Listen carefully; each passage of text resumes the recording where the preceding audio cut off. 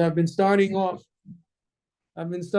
talking about the parsha, talking about the Torah reading for this coming Shabbos, this coming Shabbat, and that we're reading this week. And that has to do with, obviously, we're starting the book of Exodus. It's interesting, it's called the book of Exodus. We don't call it that, we call it the book of names, right? I mean, the Jewish name is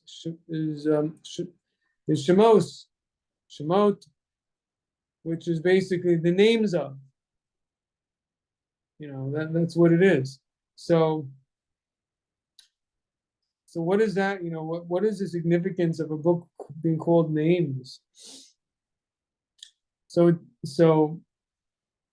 But what is it a book about? So Nachmanides says that it's actually, it is a book of redemption. But it doesn't start with redemption. It starts with despair. It starts with desolation. Well, I wouldn't go that far, but it starts with oppression, right? I mean, that's how we begin. Well, not quite. But we begin with a story that is just so familiar, as I was pointing out to one of my neighbors,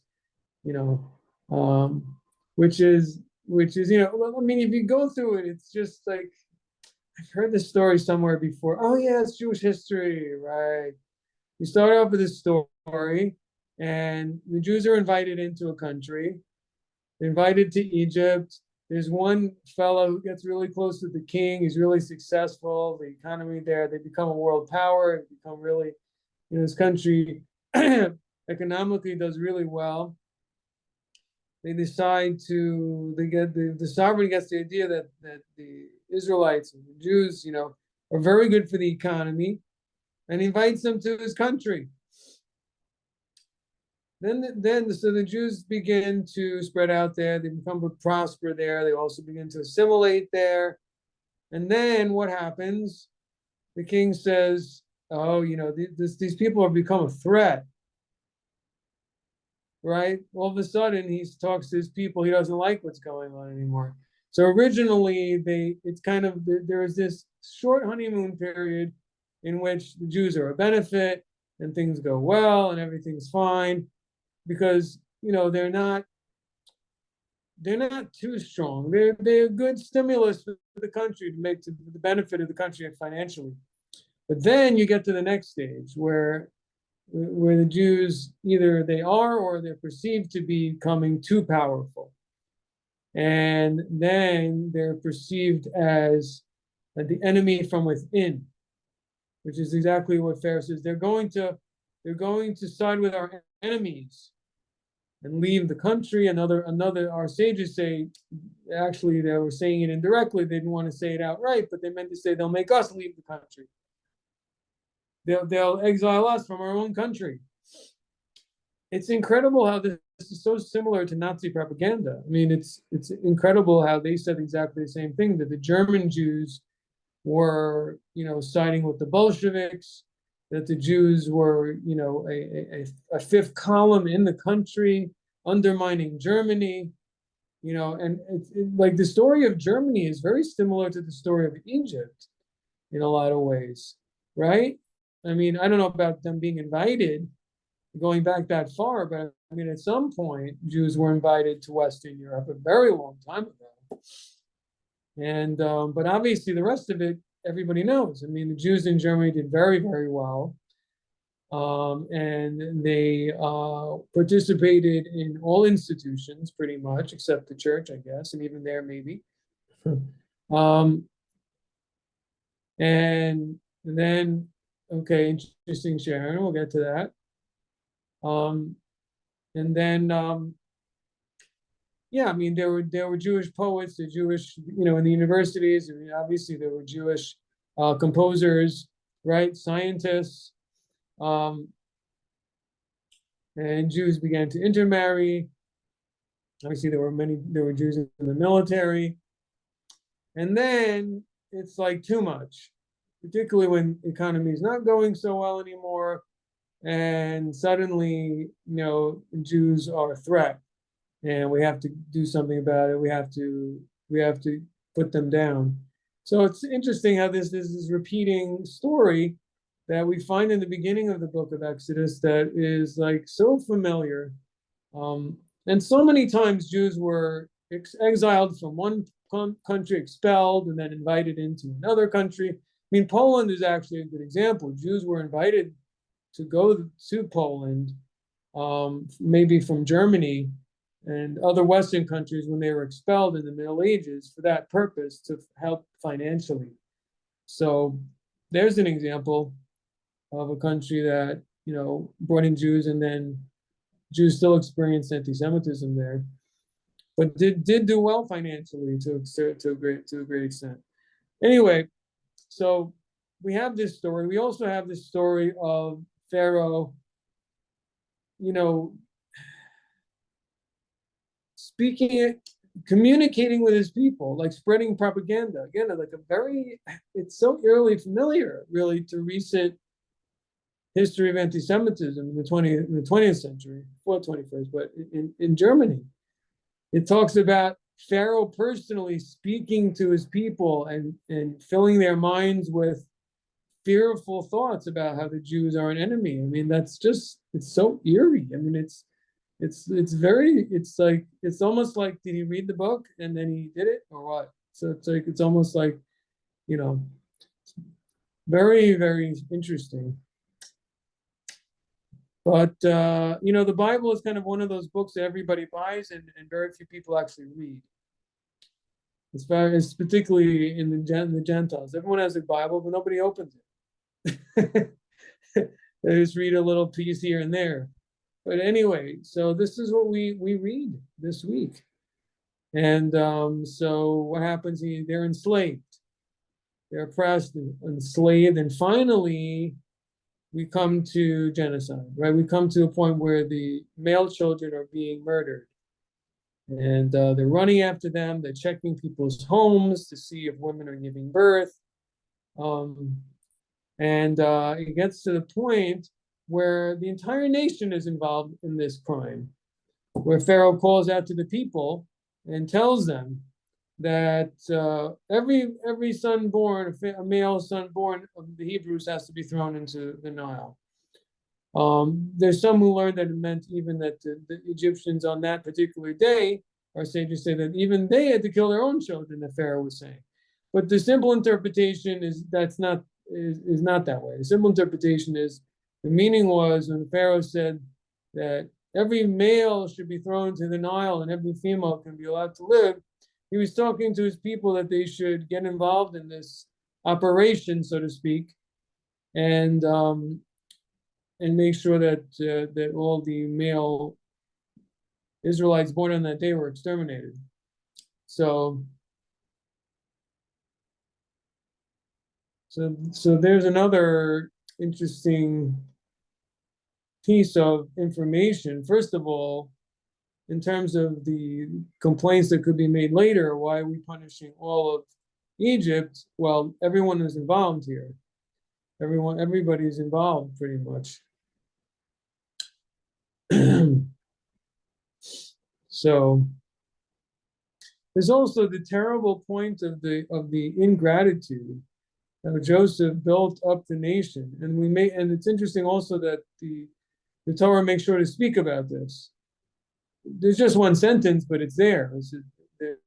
And a new king arose who didn't know about Joseph, and the sages say he chose not to. In other words, it was intentional forgetfulness, which makes sense because he would have to know, because how could he not know? I mean, it doesn't really make sense. How could he not know? He was the second to the king, and he made this huge shift in the country. To say they didn't know doesn't really make sense. What we really mean to be saying is that he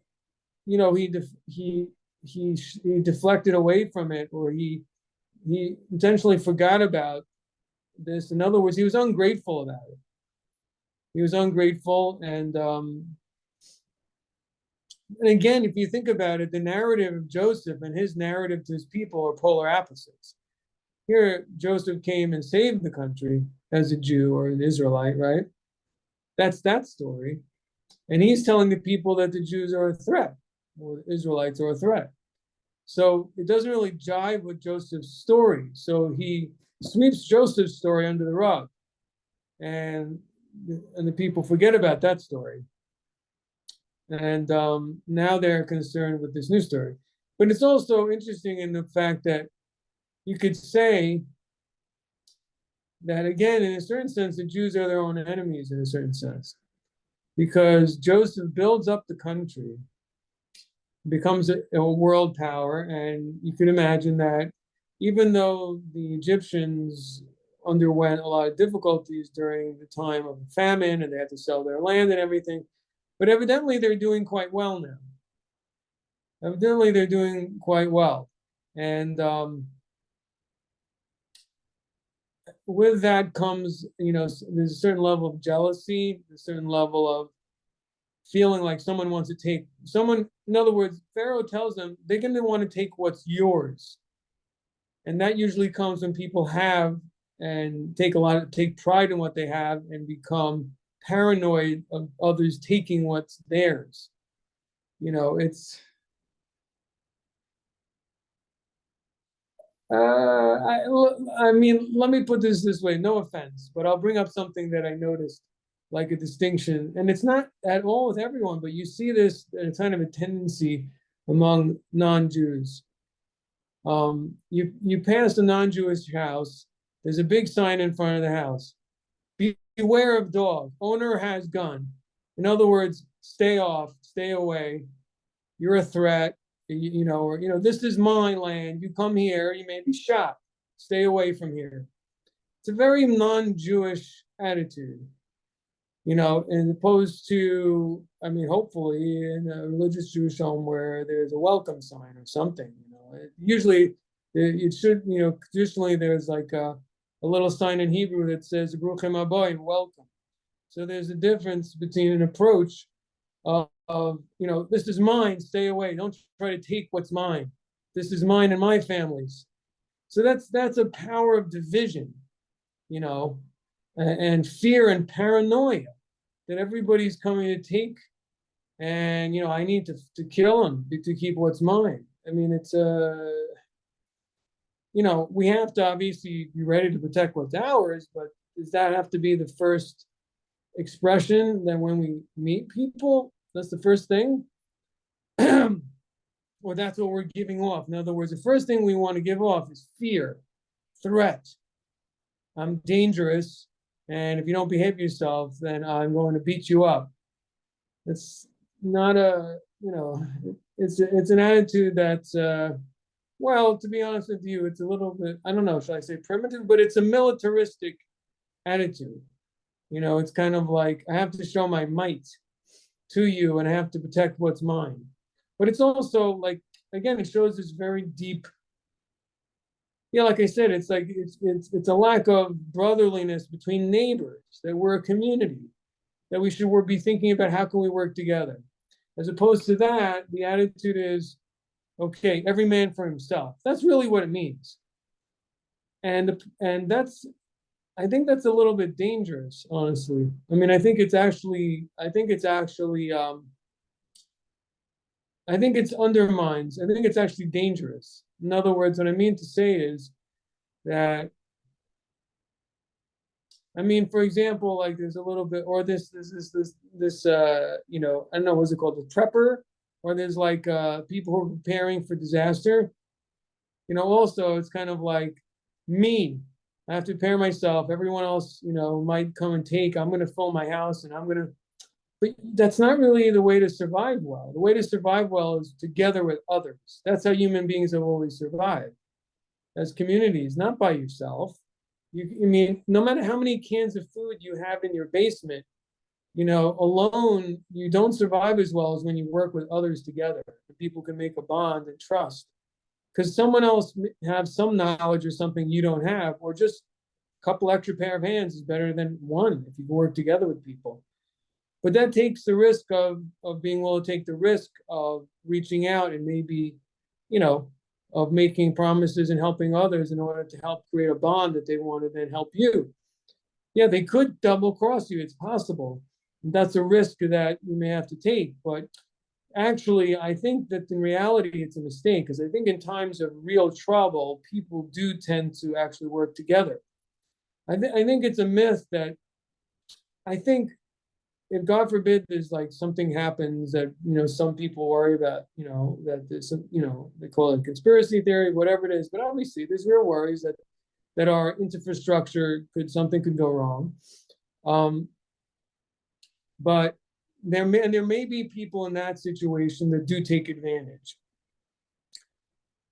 But I don't think the right answer to that is to shun and be afraid of everyone. I think to like maybe build better bonds with your neighbors would probably be a better idea. Anyway, how did I get off on this? I forgot already. I think it had to do with, again, the paranoia of the Egyptians against their neighbors, against their Jewish neighbors. Instead of saying, wow, these people are so strong, maybe we can work together. How do we ensure that we continue working together with them? Instead, they turned against their neighbors. And I think that in the end of the day, that's in the end of the equation, it's probably causes more harm than good. Obviously, the Egyptians were punished directly by God. But even outside of that, in the more modern example, although Germany also from our point of view is also punished by God, but it's also, the point is the same energy. I think the point is the same energy that they use, the same hatred, or this and desire to dominate, is what brought to their demise, the Nazi Germany in the end. So similarly, I think with Egypt, you can say a similar idea. Okay. None of this is really so much of what I wanted to focus on. Just it's a 20-minute introduction.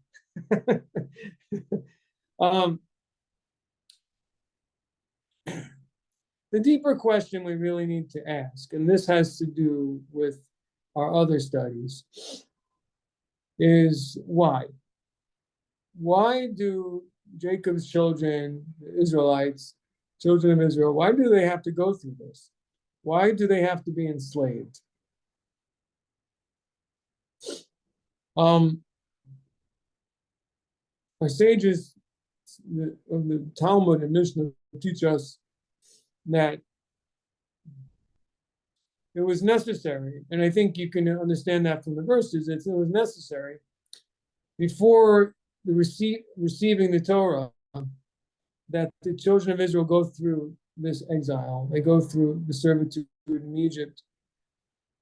And how can we understand this? Why should that be a prerequisite? If anything, you could think this, so crushes a person. How in the world, and particularly if you're talking about something, the Torah, which is this intellectually enlightening, morally enlightening gift. So is this really the right way to prepare for it by, having back-crushing labor and humiliation? Seems quite strange. Does anyone have any suggestions? Feel free to totally undermine the class and give away what I'm going to say. It's okay. I'm sure other rabbis have spoken about it, or other classes, so it must have come up.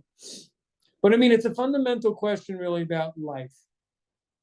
Why do we go through struggles? And some of them really can be so bad that they cause us a lot of harm, like post-traumatic stress syndrome. They cause us a lot of psychological harm that may limit our ability to have self-expression even in a positive way. So why would God do that? How does that help us reach our goal in life of self-perfection? It's something a little bit hard to understand. And obviously, there's so much, it's so in general, like evil in the world. How can we, I don't really have an answer to the general question of why is there evil in the world. And I think I think there are levels of it that there's just no really answer for it. However, um, I mean, the answer we do know is that ultimately, or on a deeper level, it's a good. So, what kind of good could it possibly be? So look, there's a simple answer that we can understand, and it's not a complete one, but it's something that we can understand and take away. And that is that, and we've spoken about this many times before too. Uh, but the Torah and performance of the commandments is a complicated business because actually our sages say that the Torah is a an herb or it's an elixir of life, and it's going to be also an elixir of death. How can we understand that statement? So again, I think there's the simple rational approach to it. It means that it could be elixir of life, giving obviously someone these incredible gifts and knowledge and wisdom in order to come closer to God and do God's will and do what's morally correct and perfect themselves spiritually, morally, etc. And even physically health in terms of their health, even possibly. They use the wisdom of the Torah correctly. However, it can also bring about a lot of arrogance. It can also give a person a certain prestige, arrogance, elitism that could undermine them in a very bad way and could be misused because it's an intelligence and so on, right? It's a form of knowledge, and it's a form that could make a person feel elite, feel that they stand above other more people who are maybe simpler or unable to obtain the level of study and knowledge that they do. And evidently, this point is so fundamental. Idea that in other words, the damage that egoism can cause is so bad, and it can so rot everything else that person's good deeds, person's knowledge, a person's level of prayer, everything can be rotten if underneath it is ego. Underneath it is pretension and arrogance. So this is the answer that I think is the simple answer to the question about um, the oppression. Obviously, if you think about the dispute between Joseph and the brothers, again, it's hard to understand exactly what went on, but as we've spoken in previous weeks, there were different opinions about lofty things, most likely, right? I mean, our sages understand it that way. I mean, a lot of the classical commentaries understand it that way, that they were arguing about halachic issues and probably even beyond that, more fundamental um, uh, philosophical issues about how to live and how does God want us to live. So, but that went too far. But if that caused so much division, then that means that there was some ego on some level there between the brothers. If it got so personal as it did between them, then there's a problem. And so there was some degree of ego there. And you could say that as the people, you know, had a lot of children and grew in number, that and people were not on the level of the tribes of the brothers, that this type of pride very possibly became, again, this is a bit of a theory because I haven't seen this anywhere, but this type of a pride, I mean, I'll tell you what part we do see, but generally, it's not spoken about exactly in this detail, but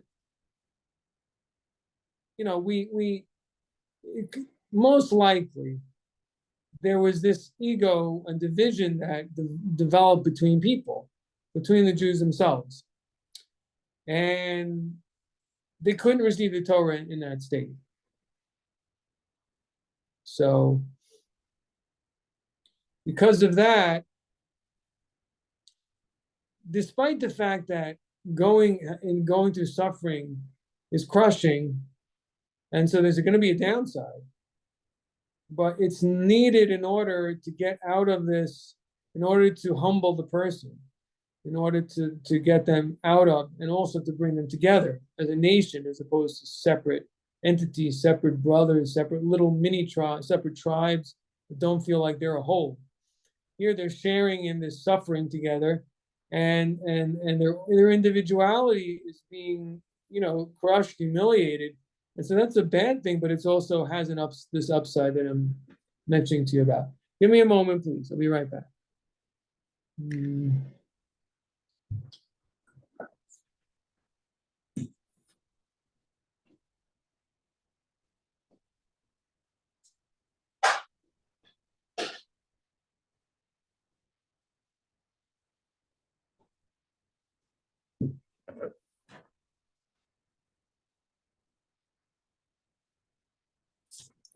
Okay.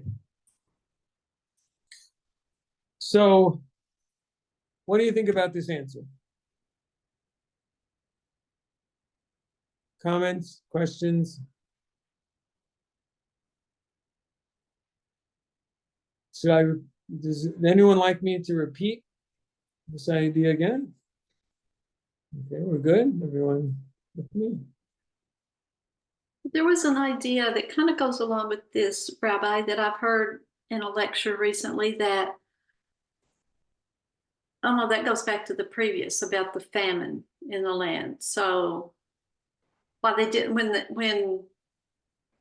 well, maybe it ties in with this. When the famine was over in Canaan, why did they stay in Egypt? Why didn't they go back? Right. Maybe if they had gone back, then this whole oppression thing would not have happened. So I came across that heard it in a class or read it in a commentary, why they did not go back after the famine. So, I mean, it doesn't exactly answer the question as why they didn't go back. It kind of leaves it as a challenge. They should, in other words, it's almost like you're saying they should have gone back, if I'm understanding it correctly, as opposed to a question of, is there a reason why they didn't go back? No, well, no, it really was just a question. I'd really never thought about it before. Why they stayed when there was, they could have seemed like they could have gone back, because the famine didn't last as long as Joseph had predicted that it was going to. So I'd never really thought about it until I heard this comment that why didn't they go back? Yeah.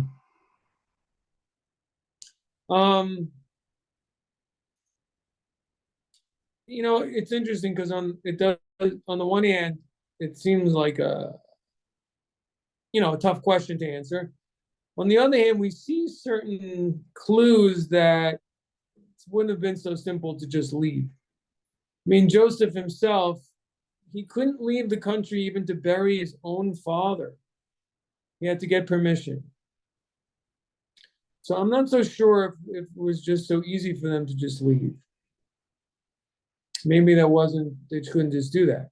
And there's also obviously the other answer, which is something we experience today, which is just that they were doing really well. They were flourishing. So it's hard to leave when you have a good business, when all your children and grandchildren live there, and they're doing well, you have good schools. It's basically what the Jews in America are experiencing now. Why do Jews in America, on the whole, not go to Israel? On the other hand, Jews from France, Jews from North Africa, Jews, I don't know, Jews from a lot of other places, Europe, and obviously the Middle East, in the mid 20th century, went to Israel in large numbers. Why? Why in the United States the numbers are the smallest, even though American Jews support Israel probably more than any other, more than other Jews even.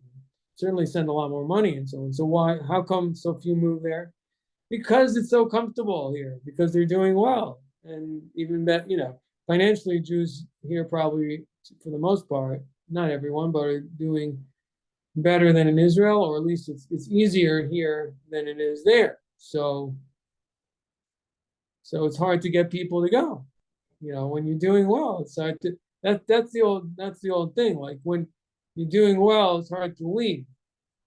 In fact, like my grandparents left Eastern Europe before the Second World War. So people asked me, "Oh wow, they left early. They that was smart." I said, "It wasn't smart. They were just broke. They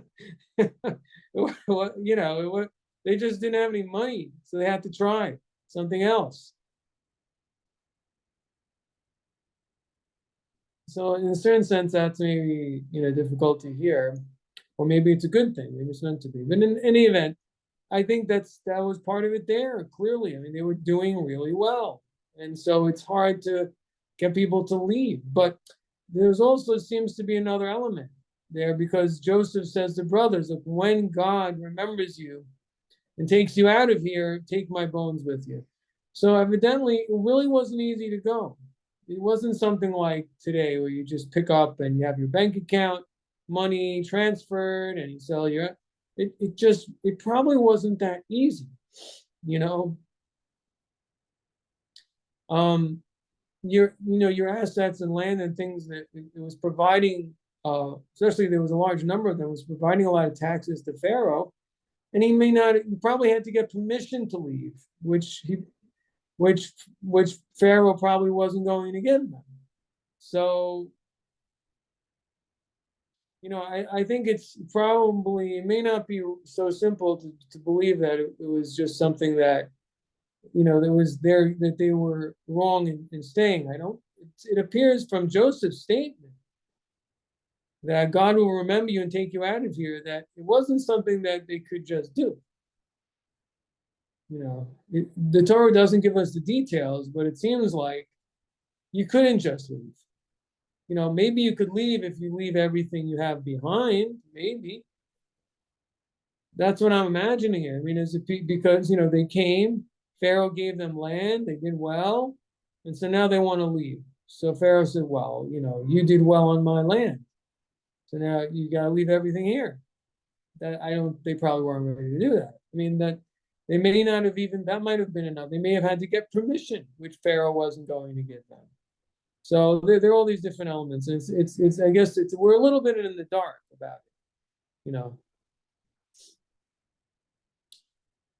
Okay, so there's another point. So the first one, let me just say it again, is that the exile and the difficulties of exile and difficulties in our life that are really, really hard. I'm talking about the hardest. Right? I'm talking about the things that really actually even cause damage. That one positive thing that comes out, which may be a lot more important than people realize, is humility. But that's the thing, is we have to be careful that if we go through difficulties and we become resentful and we become angry, so that kind of undermines the whole point of the suffering, because the point of the suffering was to make us humble.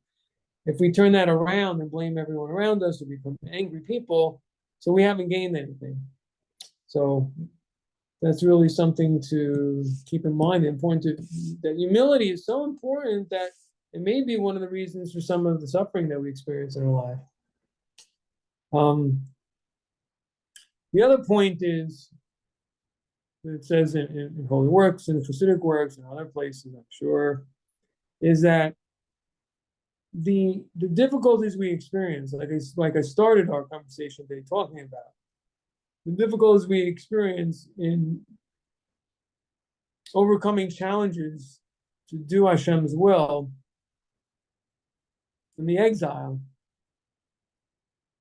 it calls upon us, or all different types of difficulties, and the same thing obviously for B'nai Noach. It calls upon us to draw deeper into our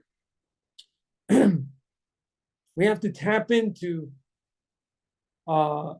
deeper and more hidden levels of strength than we knew we had before. We wouldn't have need to. It's the tension of the exile and its difficulties that bring out sometimes our deepest levels of commitment. I mean, and this can even be said in simple ethical terms. Like we don't really know how righteous people are until what? Until they have to face real evil. Then you see who's really right, who's ready to really give sacrifices, and who's ready to say, I won't no matter what. It's a very unique. It's usually a small minority of people, but those small minority really shine in terms of their courage and bravery and heroism, and just their strong ethical backbone. And so that is something that only those situations bring. And so that's also something that says in the holy books, the Hasidic works, that it's through these difficulties and darkness that we draw out the deepest levels of our soul, to use them to confront all different challenges. So that's another point.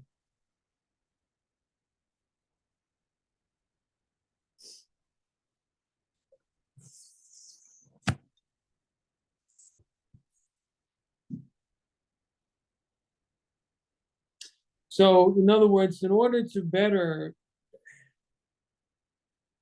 look, the thing is that God is way beyond us, is way beyond our reasoning, is way beyond our whole worldview, is naturally not the same as God's worldview. In order to really absorb it, we have to silence our own natural inclination of way of thinking. And that's why humility is so important. It's not just so important, but it's a prerequisite for receiving the Torah, because the Torah is basically, it's from, it's God's perspective on the world and God's values and priorities. And how can we, it's one thing to say, yes, I'll do it. It's another thing to really become integrated with you and fully accepted, and no matter what. And that person needs to become selfless. And going through these difficulties helps prime the person to put them in the right state where they can do that. A person who's been super successful and they're top of a Fortune 500 company, okay. All right, okay, no shame. If somebody is the top of a Fortune 500 company, it's very hard to, talk to them about Judaism, if they're not religious or something. Everything's going well, and their ideas of what life's about has worked for them. So it's hard to talk to that person about, hey, you're totally wrong about everything. I mean, he'll probably laugh you out of his office. I mean, right?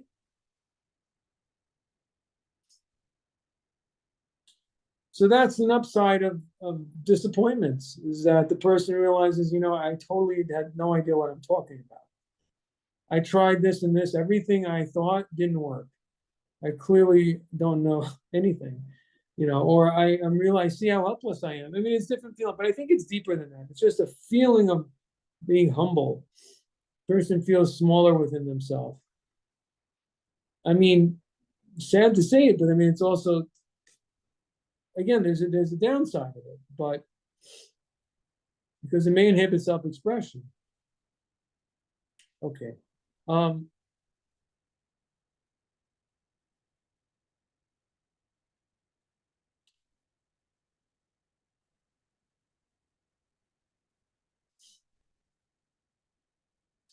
it's also interesting in this case of the children of Israel, and I think this is a point about specifically that's related to the Jewish people in particular, is that when they are crushed, their faith comes out.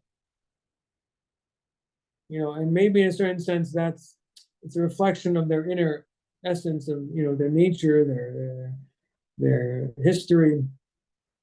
But that's what we see here, right? That when things got worse, they cried to God.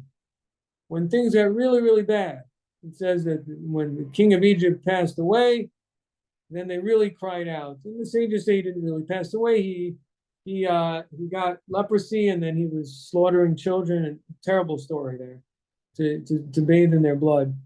But I mean, the reason they say, I mean, the reason obviously we have to give that explanation is because it's hard for us to understand why, because Pharaoh passed away, did things get worse? There's no explanation. Is why they become more, they start crying out when he passes away. Maybe they should celebrate that he passed away. There is another approach to that. You could say they cried out because up until then they were on adrenaline just working.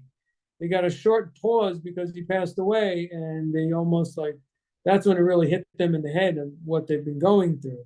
And that's when they cried out. So that might be another explanation. But in any event, the point is that Israel's nature is when they suffer, their identity awakens.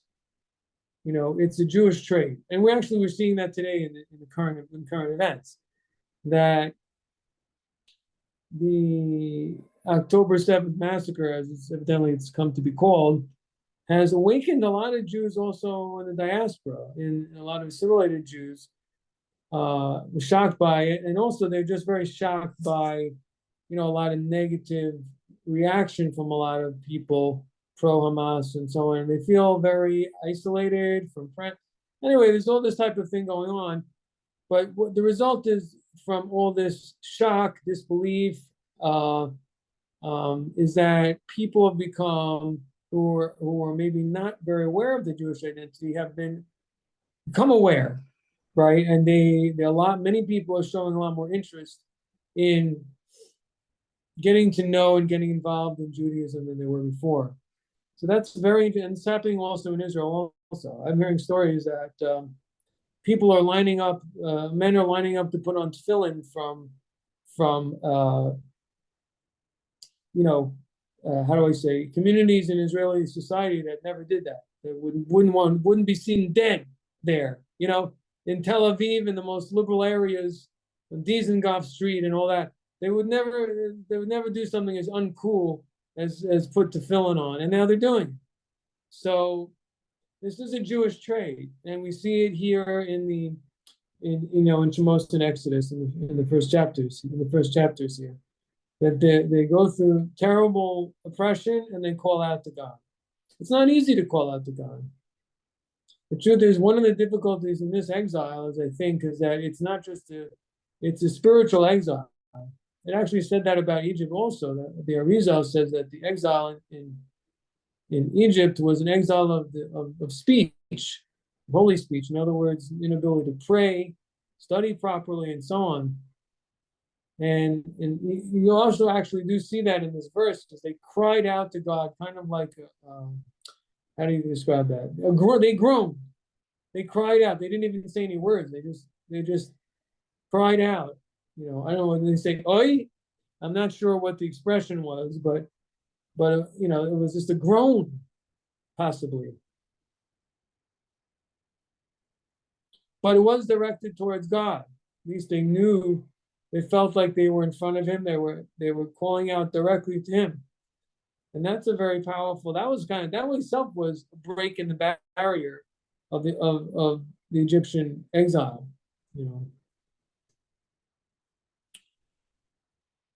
Something that we need today. We need that. We really need that very badly.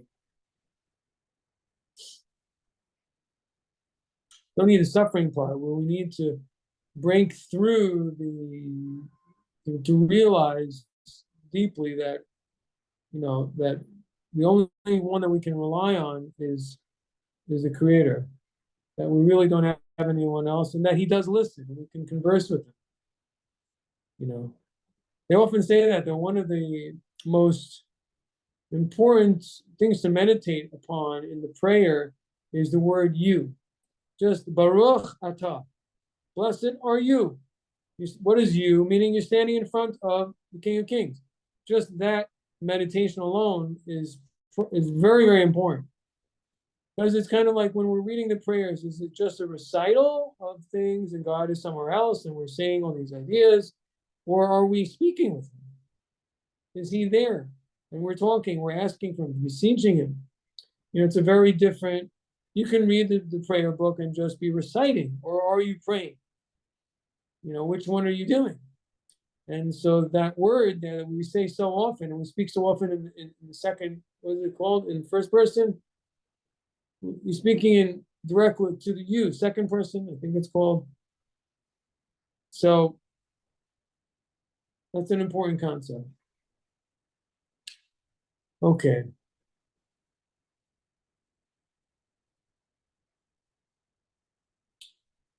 And that's really an important part of, as far as the duties of the heart go, cards of faith. There's a thing that we've been talking about so much, and it's a very big emphasis, is that God is the creator of the world. He's created everything. And you can say he vivifies everything at every moment. But this doesn't emphasize so much the point that he's involved and he cares.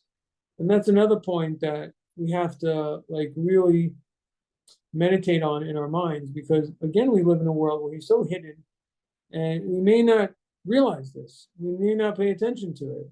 Maybe everyone here does because you're all such righteous people. So I don't know. But it's and in the case of in the Buddhist, he does speak about how a person should think personally about all the good that's done for them.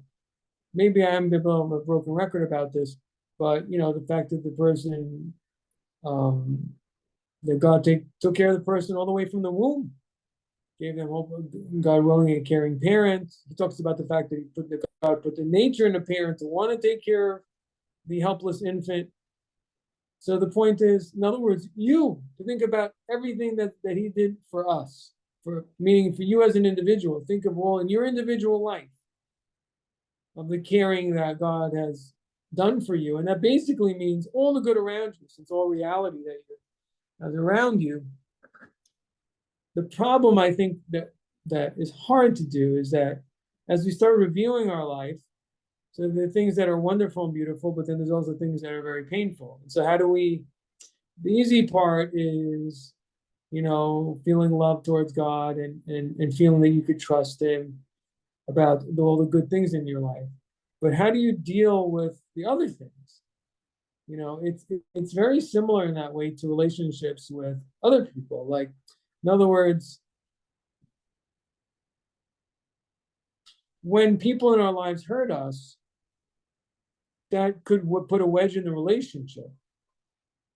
And I think that's a tough thing in terms of our relationship with Hashem. Just as people, I mean, we're only people. So even though on a level, really, so in terms of our actions and speech, we can't, God forbid, rebel or show any resentment. But in the level of feeling, though, isn't it kind of hard to not to feel like, it's kind of a question that people have asked me, and that is, you say you should trust God, that things are going to be good. But a lot of things, I've been disappointed about a lot of things in life. And if God's in control of everything, then he did it. So how can I be so sure that things are going to be good? It's a very tough question, And it's similar to this question, like if we're going to base, and this brings us back to our first point, by the way, but if we're going to base our love of God on reasons, he does this for us, he does that for us. The problem is there's always contrary reasons why we shouldn't. And so if that's the case, particularly in the exile, meaning right now where we face so many difficulties, so reason isn't enough. We can't love God based on he does good for us alone, because, well, he also does things that we don't like. So how does that work? I mean, he's also, God forbid, a person like, I'll give you an example, which is a terrible, tragic example, but if somebody, again, we're thinking about the fact God gave me parents. Well, what if a person lost a parent at a young age? So God also took that parent. So how do they negotiate that? Of course, one answer person I think is a good and powerful answer is that when the person realizes, despite their difficulties, that they've survived and they found the strength to persevere despite, that's come from God. And that's a good way to, like, the other side of the difficulties is the upside, that we're still here and we've made it through and we're still strong. And that is something kind of amazing, because you could think, I don't know how I got through that, and here I am. So there is that. That's one thing we could think to ourselves. But there's another level of, I think, of just, again, it's like a level of, it's not because of any reason, but because, because this is a higher calling. And how would I say that? I mean, from a moral perspective, it's easy. The point is, this is what's right, and I have to do what's right, and that's kind of the idea of it. It's like I have to cling to the good, no matter what. And God is the ultimate good. So I must cling to you, even though I don't understand. And that's really what exile is about. It's about, in other words, according to Hasidic thinking, it's like it's beyond reason. We're getting to a place where we're connecting and we're insisting on cleaving to God despite everything, and beyond the level of understanding. And that's a very high level because, as I explained, on the level of reason, there's always a counter argument. And so that's not the full foundation of what a person needs in a relationship. We could say similar to a marriage. We marry a person, they're charming, it's something that just a buzz, whatever. And also they're a really great cook, they're really great, they make a good living. They could see that I could have children with this, blah, blah, blah, blah, blah, right? But after we're married, and then there are other things about them, I mean, we don't like this and this and this, and then suddenly, if we go with the approach of, and again, I'm not talking about an abusive situation, but the approach is, look, this is my spouse. This is my life. It's like this is myself. I don't question myself if I want to live myself anymore. This is it. This is the person that I made a vows to, that, and this is my partner. End of story. And everybody really knows this. I mean, once a person's decided, unless things are really bad. Otherwise, that's why Hollywood people end up divorced, because if you're constantly questioning, maybe there's something better somewhere, then you're not married anymore. You're finished. You can always, particularly when people get accustomed to another and take all their wonderful qualities for granted, they start thinking, well, maybe there's someone else. But so the point is that it's not about a reason at a certain point. Once we're already in it, it's not about a reason anymore. It's just a fact. We're one entity. There's no reasons anymore. The reasons were in the beginning. Now there aren't any. Now it's just we're together now. Anyway, you could agree or disagree with that example, but it is the point here when it comes to HaKadosh Baruch Hu, when it comes to Hashem, is that we're cleaving to him because he's the ultimate good. And because he's the eternal, however you want to look at it, because I must. Despite everything. And that's very, very powerful. Let's see. I didn't speak about Tehillim today. I'd like to get in a little bit of a short thought.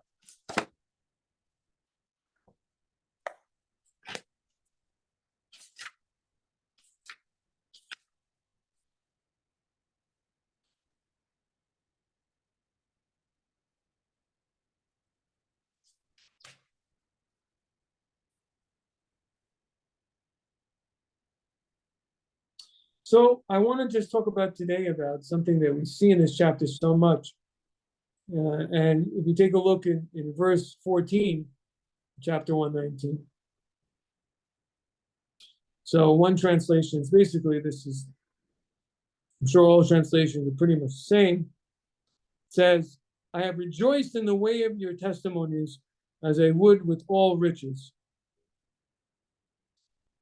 So this idea that it's a joy and it's something so precious to study it and know the Torah I think it's a very unique Jewish idea, that there's knowledge that makes you so happy, that it's so precious. It's more precious than gold. you know. And so this is like really the opposite of the classical Christian view that the law is a burden and something dangerous that they expel, that, you know, that you find in Christianity. So you see the Bible here, King David says just the opposite. Just the opposite. That it's something precious, that you want to, you are, what is it that people do with gold? They go crazy. There's a gold rush. You know, what does a giant pile of riches do? It makes people nuts. It makes people run out after it. They'll give their last, you know, some people give the last drop of blood to get it, right? The point is, it's something you run after, and it's actually a little bit obsessive. Like greed makes people crazy. They can't get their minds off how they're going to get money. Especially it's a lot of money available. You know, how many of those lotto tickets, you know, they're going to get they're trying to get for the $100 million that's, you know, that's in the latest lotto or something that's available. You know, everybody's waiting to see who's going to. But anyway, so you know, can we say this is a prerequisite? I mean, King David is talking about, well, he's just describing his experience, but you could also say that he wants to proclaim this to God because he wants God to bestow upon him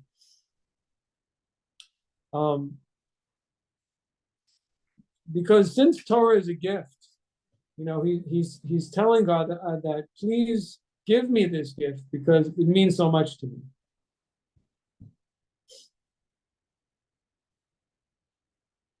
So obviously, and this is something that we should try to think about. But also, it shows you also that, like every individual, we also know that people who really like money, like even small amounts, like they're careful with a small amount also. And so even if we don't have time to study a lot of Torah, but it's just a little bit, even that little bit is also precious. A couple of dimes here, a couple of dimes there, it all adds up, right? So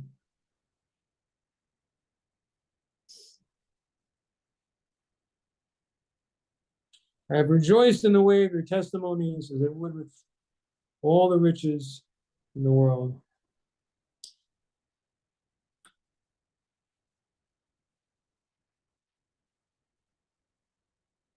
Yeah. Verse 16, I will delight in your statutes. I will not forget your word. So rejoice, not just rejoice, delight.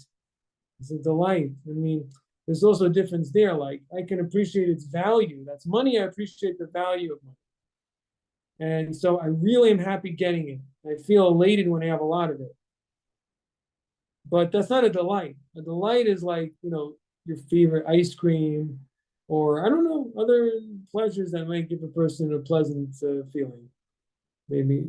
So this is even another level. So not only is there this joy, which gives a person a deep relief, but it also is a pleasure. It's a delight. A delight is something that we don't have every day.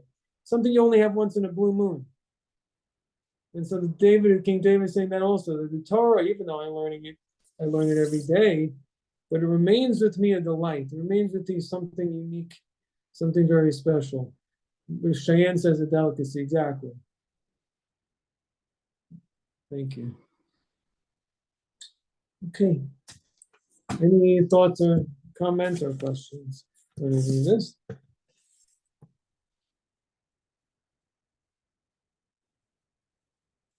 All right. I don't know if I lived up to last week, but listen, can't win them all. Thank you, Rabbi. Very interesting, thought-provoking. Thank you very much. Have a wonderful evening, everyone, and hopefully it will inspire me. I know it inspires me to give this class, and it makes me think deeper about the ideas that I have to share, and that's a tremendous advantage. So, okay, good night, everyone, and hopefully see you next week, God's help. You're welcome. Thank you, Rabbi. Good night. Good night. Night. Bye.